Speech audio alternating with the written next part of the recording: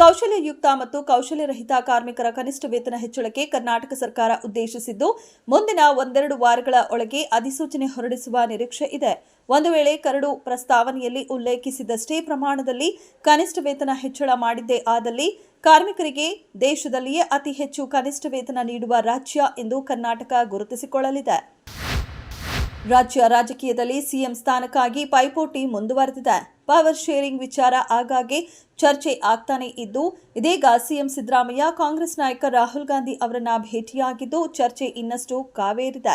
CM Siddaramaiah Rahul Gandhi ಅವರ ನವದೆಹಲಿಯಲ್ಲಿರುವ ನಿವಾಸಕ್ಕೆ ಭೇಟಿ ನೀಡಿ ಮಾತುಕತೆ ನಡೆಸಿದ್ದಾರೆ. ರಾಹುಲ್ ಗಾಂಧಿ ಮಾತ್ರವಲ್ಲದೆ ಎಐಸಿಸಿ ಅಧ್ಯಕ್ಷ ಮಲ್ಲಿಕಾರ್ಜುನ ಖರ್ಗೆ ಅವರನ್ನ ಕೂಡ ಭೇಟಿಯಾಗಿ ಚರ್ಚೆ ನಡೆಸಿದ್ದಾರೆ. ಸಿಎಂ ಸಮಾಲೋಚನೆ ಬಳಿಕ ಏನಾಗಲಿದೆ ಎಂಬ ಕುತೂಹಲ ಕಾಂಗ್ರೆಸ್ ನಾಯಕರಲ್ಲಿ ಮೂಡಿದೆ. ಲೋಕಸಭೆಯಲ್ಲಿ ವಕ್ಫ್ ಮಸೂದೆ ಅಂಗೀಕಾರಕ್ಕೆ ತೀವ್ರ ಆಕ್ಷೇಪ ವ್ಯಕ್ತಪಡಿಸಿದ ತಮಿಳುನಾಡು ಮುಖ್ಯಮಂತ್ರಿ ಹಾಗೂ ಡಿಎಂಕೆ ಅಧ್ಯಕ್ಷ ಎಂಕೆ ಸ್ಟಾಲಿನ್, ನಮ್ಮ ಪಕ್ಷವು ಮಸೂದೆ ವಿರುದ್ಧ ಸುಪ್ರೀಂ ಕೋರ್ಟ್ನಲ್ಲಿ ಮೊಕದ್ದಮೆ ಹೂಡಲಿದೆ ಎಂದು ತಿಳಿಸಿದ್ದಾರೆ. ವಕ್ಫ್ ಮಸೂದೆ ಅಂಗೀಕಾರವನ್ನು ವಿರೋಧಿಸಿ ಕಪ್ಪು ಬ್ಯಾಡ್ಜ್ ಧರಿಸಿ ವಿಧಾನಸಭೆಗೆ ಬಂದ ಸಿಎಂ ಸ್ಟಾಲಿನ್, ದೇಶದಲ್ಲಿ ಬಹುಸಂಖ್ಯಾತ ಪಕ್ಷಗಳ ವಿರೋಧದ ಹೊರತಾಗಿಯೂ ಕೆಲವು ಮಿತ್ರ ಪಕ್ಷಗಳ ಆದೇಶದ ಮೇರೆಗೆ ತಿದ್ದುಪಡಿಯನ್ನು ಅಂಗೀಕರಿಸುವುದು ಸಂವಿಧಾನದ ರಚನೆಯ ಮೇಲಿನ ದಾಳಿ ಎಂದು ಹೇಳಿದ್ದಾರೆ.